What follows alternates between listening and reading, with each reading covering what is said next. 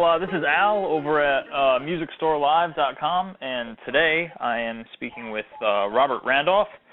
And Robert, how you doing today? Not too bad, just hanging, feeling pretty good. Hanging. That's great, man. So what have you been up to lately? Are you playing with anyone, or are you on tour now, or? Yeah, we've just been doing a bunch of summer tour dates. We kind of did some co-headlining dates with Kenny Wayne Shepherd, who's a great guitarist. We've done some shows with Buddy Guy. I'm doing about a 10-show run on the West Coast next month with the Peter Frampton Guitar Circus, which features features a host of other great guitar players, rock and roll guitar players, blues players, and everything. So it's really going to be awesome. Nice. You played at Mountain Jam this year, right? Oh, yeah, we did Mountain Jam. That was awesome. Yeah, I've been to that a couple times, and I always enjoyed that. I remember one year you just started taking people out of the audience and giving them guitars. Yeah, that was a fun time at Mountain Jam. That was great. Did you do that this year, or? No, we didn't do that this year. We just kind of played a real electrified set, It was really awesome, Nice. Yeah, we were talking to Warren the other day, and he was saying, I think it's the 10th anniversary already, which is cool. Yeah, it's really, they got a really great thing happening for Mountain Jam. It's really become like a big, a really nice festival, and has its own sort of brand of a lot of different bands, rock, blues, a little bit of jam bands, and it's really been awesome. Yeah, totally. I think the reputation with those kind of things is just like all jam bands, but they really kind of mix it up, which is very cool. Yeah. Nice. So have you ever, I'm just wondering, have you ever had that go really south, just taking people out of the audience and giving them instruments?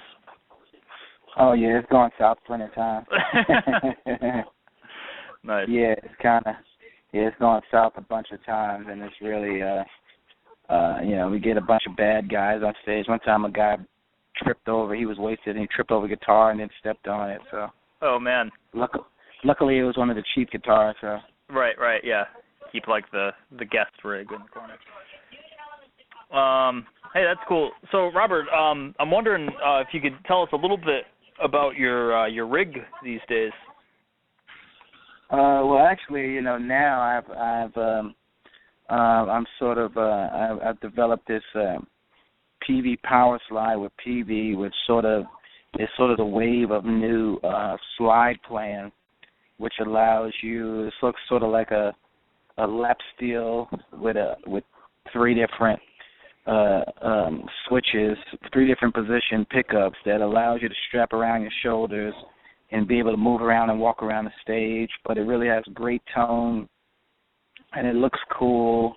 And for me, it just sort of adds this whole new dimension that I've developed with PV, and it's really gonna blossom and really gonna take off within the next 2 years. So it's really been, a lot of people really been going crazy over it. And the one thing about it is really, it's really cheap. You can buy it for $2.99. Oh wow. Yeah, so it's really awesome, and a lot of kids now will have the chance to be able to buy one, pick it up, and play it, and then as well as I'll be releasing some instructional DVDs and some online stuff with PV. So it's really been awesome, and PV's really been a great partner for me, as well as right now we have the Robert Randolph Signature amp coming out with a brand new speaker that the PV has developed, which is the number one speaker on Earth. Oh, wow. Oh, yeah, this thing it handles all of the low end. It has all of the headroom. It doesn't break up if you don't want it to break up, and it's really solid sounding, and it's a great speaker. He just sort of invented it. So I was lucky to be able to have that speaker, as well as this the head that we're in the final stages of production on it now, and it's sort of like, I would say it's the new affordable Dumble. Oh, wow. Jeez. Yeah, I kind of got into Dumble amps and figured out what the secret was and then what was going on there, and it was really overpriced, so this will give everybody that chance to be able to have that nice light guitar head that only weighs about 8 pounds and but it has all of the sound and trans tube and it's in all of the EQs and digital and analog effects necessary that'll allow you to beat the sound of a Dumble. Wow, that's great. Is it solid state? Well, it's trans tube. Oh, I got you. Okay. Yeah, it's that PV trans tube thing. It's that PV trans tube area. So. Yeah. That's great. And so what's the tuning on that power slide? Is it just tuned like a standard guitar? Or? Well, what I have 2 featured tunings. One is a D major tuning, and the other one is a G major tuning. So if you would go from, it's a 6-string. If you go from top to bottom, it would be, what would it be? Would it be D, A, G, and D, A, G? It will repeat. Oh, I see. Cool. Yeah. I gotcha. And how does that compare to the tuning like on the lap steels that you're used to using? Well, it's really the same thing. You're getting down to the D.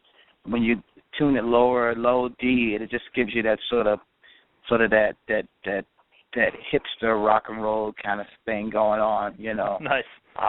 You can get a lower, just tuning it lower helps you get bigger strings, which helps you develop this lower, more dynamic sounding thing.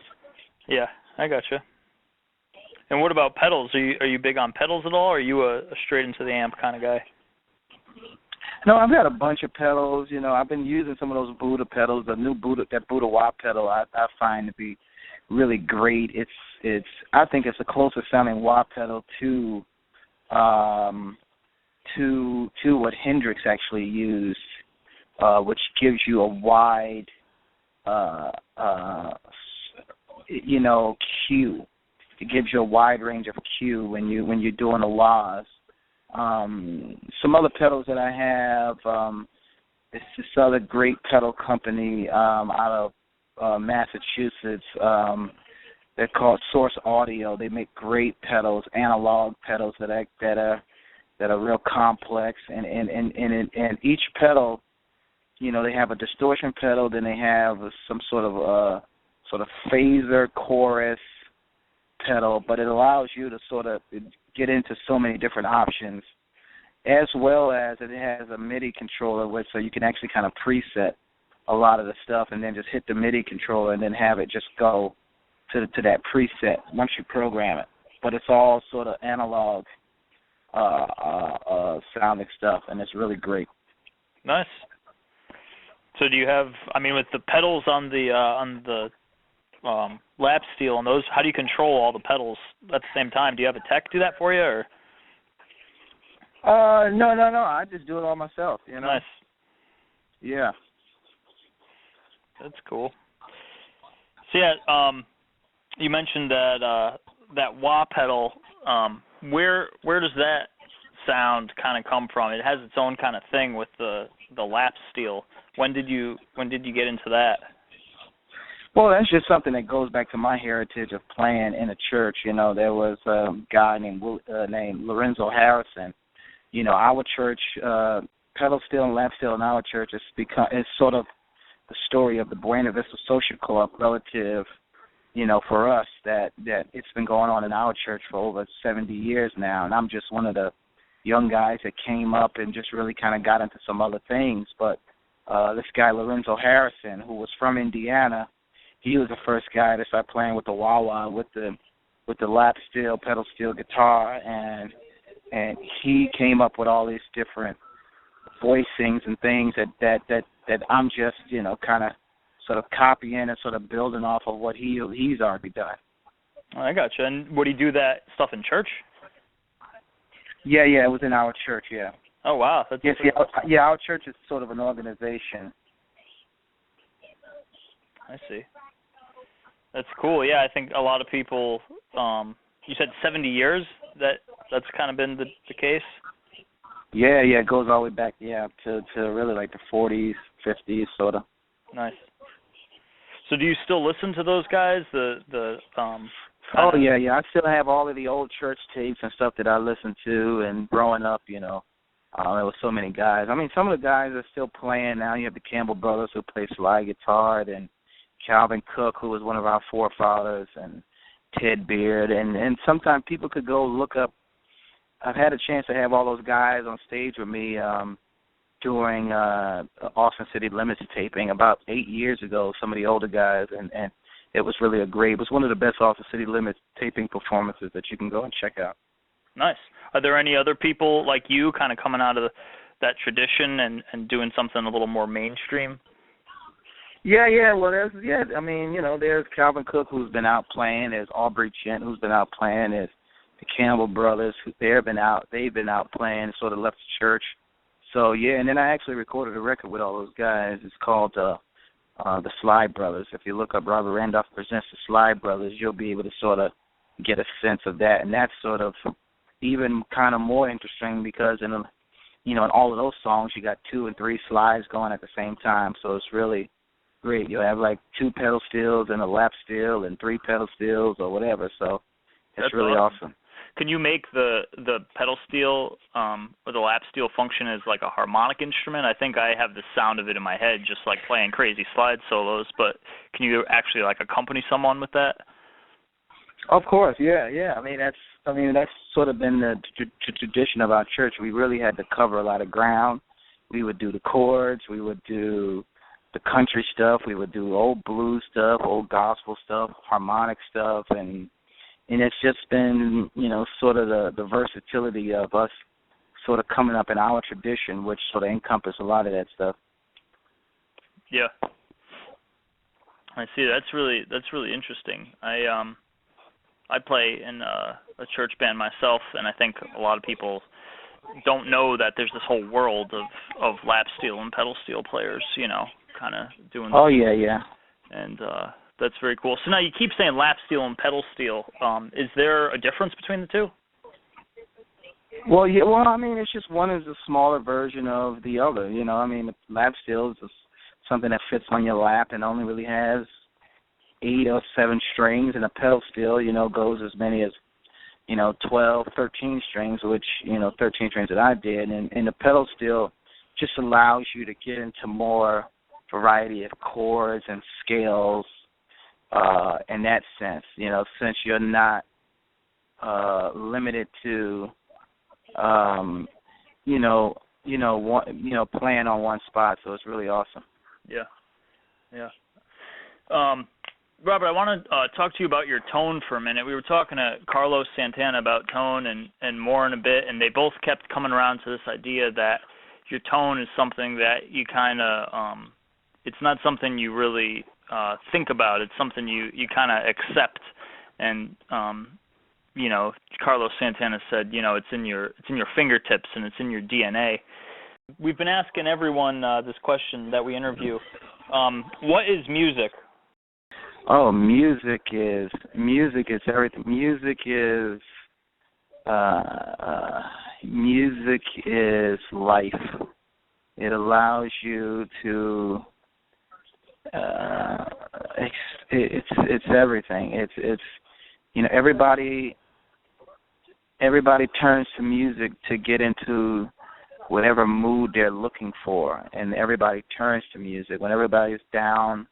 They put on some sort of music to uplift them. If you're looking to get into the mood of love and a sense of peace, you turn on music. So music is, I would say, I call it life, Without music, we would be dead, so I call it life. All right. That's good. I'll take that. Cool. Well, hey, man, thanks a lot for talking to us today. I really appreciate you giving us a couple minutes of your time. Awesome, man. Thanks a lot. Okay, this is Al right. at Music Store Live with Robert Randolph, and yeah, we'll see you, man. Thank you, Al. I appreciate it. All right, bye.